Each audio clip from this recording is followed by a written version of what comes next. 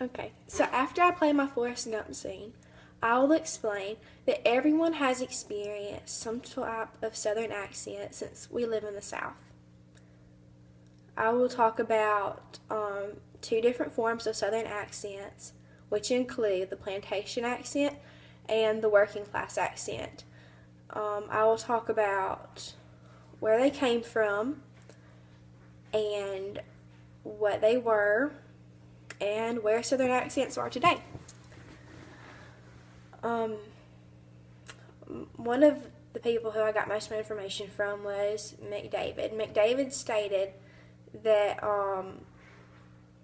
most the Southern accent did come from people from Southern Britain who immigrated to Charleston. Their descendants sold items such as, things to work on their plantation with to the Southerners.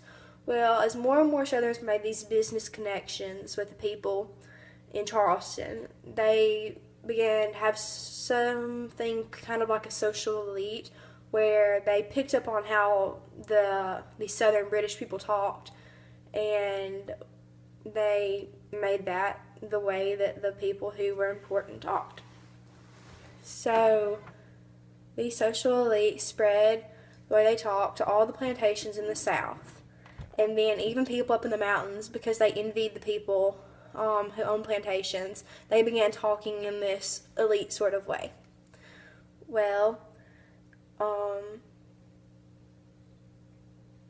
then the other working class thing that came along was people who worked on these plantations would copy their employers' voices because they wanted to be part of the social elite too, and the social elite was connected to the accent that people talked in. So they did not have as good of English, and that's where more of the working class came from. But also, when slaves were brought over from different countries to work on these plantations, they would pick up on their English from their overseers and the plantation owners who were in charge. Different examples of how they would talk. Raven McDavid, he grew up in Greensville, South Carolina. He brought up that plantation pronunciations, like I said, they would drop the R and replace it with a vowel sound. So instead of saying 30, they would say 30.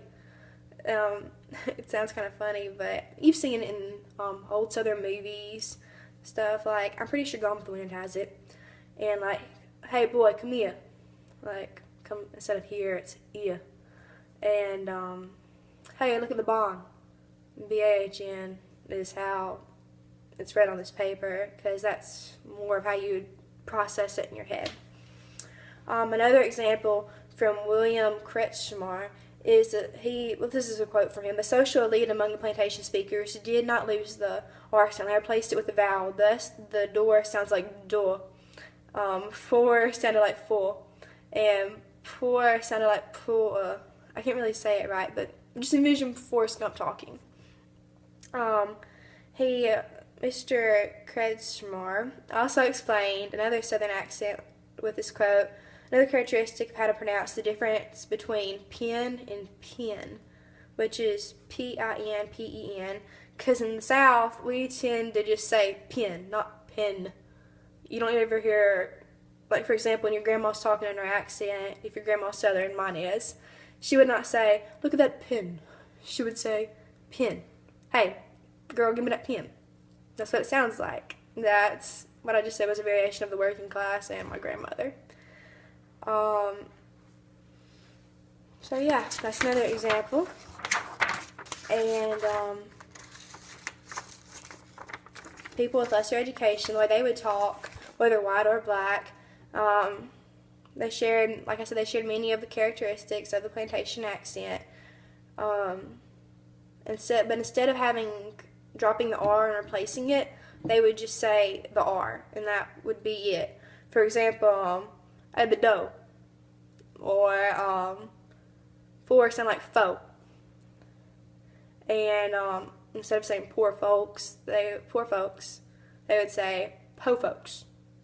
So Those are just a couple of examples of the working class accent. So in conclusion, the Southern accents that we're accustomed to today have had their beginnings from various events such as plantation owners and common workers. Accents are part of Southern culture, and we are exposed to them daily.